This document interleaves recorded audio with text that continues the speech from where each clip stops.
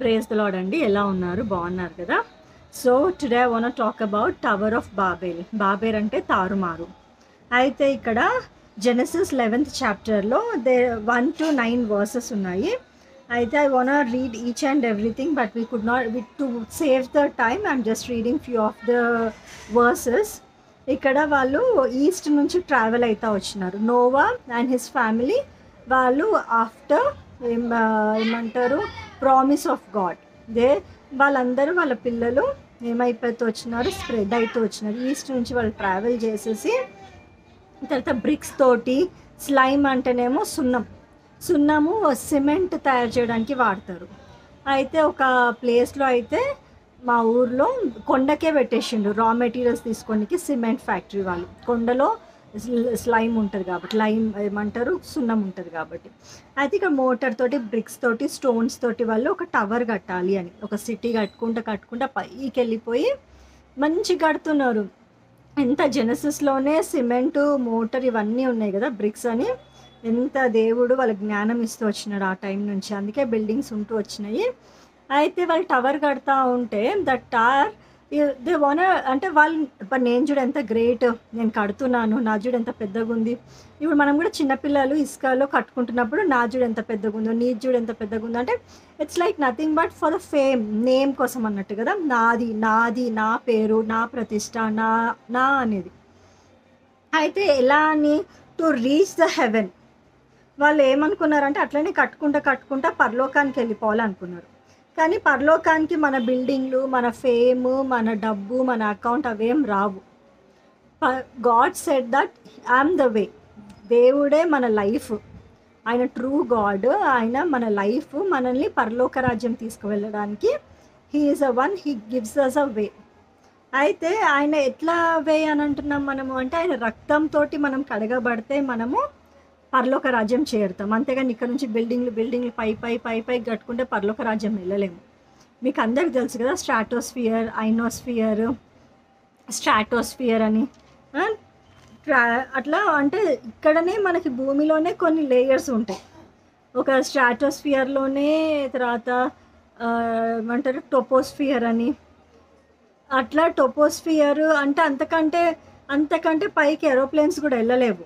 ఒక mountains, heels కూడా, mount Everest కూడా అంత హైట్ పరలోక రాజ్యం వెళ్ళే అంత ఉండదు.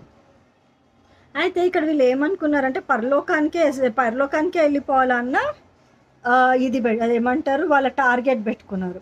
ఇంకా వాళ్ళు ఫేమ్, వాళ్ళ నేమ్ కోసం అని చెప్పి ఒకరికొకరు వాళ్ళు కట్టుకుంటా ఉన్నారు. అంటే వాళ్ళు గ్లోరీ దేవుని గణపరుస్తలేరు, వాళ్ళు గణపరుచుకుంటూ వచ్చినారు. అయితే ఇక్కడ the tower and they built, let us build a city and town, those top may reach unto heaven. 4th verseలో రీచ్ అంటూ హెవెన్కి దే స్టార్టెడ్ బిల్డింగ్ ఇట్. అయితే ఇక్కడ మీరు 7th verse చదివినట్టయితే ఏమన్నాడు దేవుడంటే, confound there language and they may not understand one another speech. వాళ్ళు ఇక కట్టుకుంటా పైకి వెళ్ళిపోతూ ఉంటే తండ్రి ఏం చేసిందంటే, మీ బిడ్డలు ఇలా కాదు, మీకు ఎట్లయినా కూడా మీ లాంగ్వేజ్ అంతా తారుమారు చేస్తా. మీరు కార్డియల్గా వర్క్ చేసుకుంటా పరలోక రాజ్యం చేరాలనుకున్నారు, కానీ with in God has everything in his hand, nothing is impossible to God. కాబట్టి వెంటనే ఏం చేసిండు జీసస్, గాడ్ ఫాదర్ యెహోవా దేవుడు వాళ్ళ లాంగ్వేజ్ని తారుమారు చేస్తూ వచ్చినాడు.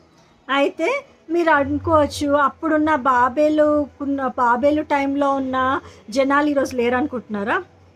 నా ఫేమ్తో నేను ఏమైనా చేయగలుగుతాను అనుకుంటున్నారా? కానీ పరలోక రాజ్యం అయితే వెళ్ళలేరు కదా.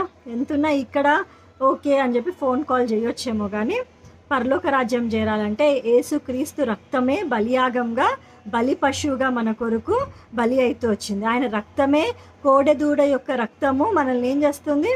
ఆ కాలంలో చిన్న పాపానికి ఒక చిన్న పావురం కానీ, ఒక మేకపోతు కానీ, ఒక దూడ కానీ తీసుకొచ్చి బలి ఇస్తుండే. ఎందుకు? రక్తంతో ఒక పరిశుద్ధుడు వచ్చి ఆయన రక్తాన్ని ప్రోక్షిస్తేనే కానీ మనకి మోక్షం ఉండదు అని చెప్పి ఉంటుంది అనమాట. ఆ మోక్షం ఎట్లుంటుంది?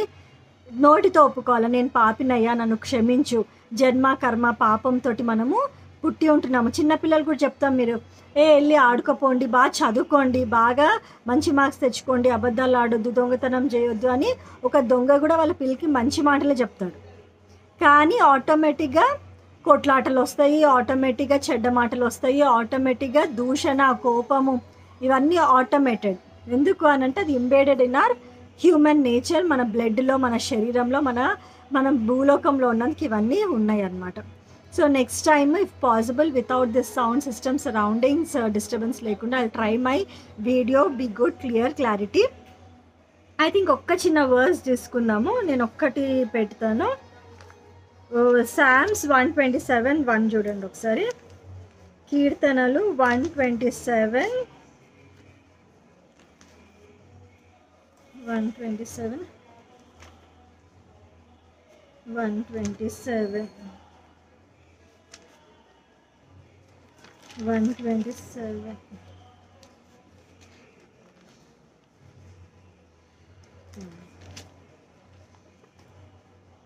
యెహోవా ఇల్లు కట్టించిన ఎడల దాని కట్టువారి ప్రయాసము వ్యర్థమే.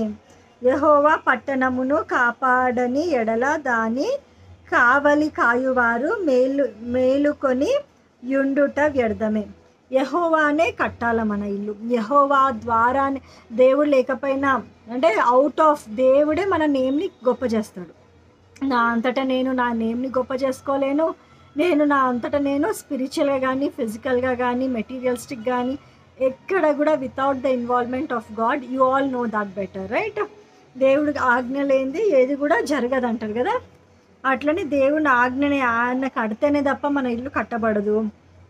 ఆయన ఏమంటారు, ఆయన కావలి ఉంచి, ఒకవేళ నువ్వు ఎంత ఏమంటారు ఆనాడు యేసు ప్రభువుని బంధించాలని సీల్ వేసేసి తర్వాత చుట్టుపక్కల వాళ్ళందరూ కూడా కావలి కాస్తూ ఉన్నారు. ఎంత కావలి కాసినా కూడా ఉండగలిగిండా యేసు ప్రభు? మూడో నాడు తిరిగి లేస్తూ వచ్చినాడు. కాబట్టి సామ్స్ 127:1 గుర్తుపెట్టుకోండి. మనం ఏవి క్రియలు కూడా ఏంటిది అవుట్ ఆఫ్ బాక్స్ తోటి, అంటే దేవుడిలో ఉండి మనం చేస్తే ఫలభరితంగా ఉంటాం, కానీ దేవుడు బయట మనం ఎంత చేసినా కూడా వ్యర్థమే అది. సో లాంగ్వేజ్ తారుమారు చేస్తూ వచ్చినాడు అనమాట, లాంగ్వేజ్ ఆన్ ది ఎర్త్. అప్పుడు ఇంకా తర్వాత వాళ్ళు స్కాటర్ అయిపోతూ వచ్చినారు. అయితే లాంగ్వేజ్ తారుమారు అయిపోవడానికి కారణం ఏంటిదంటే tower of Babel. Praise the lord.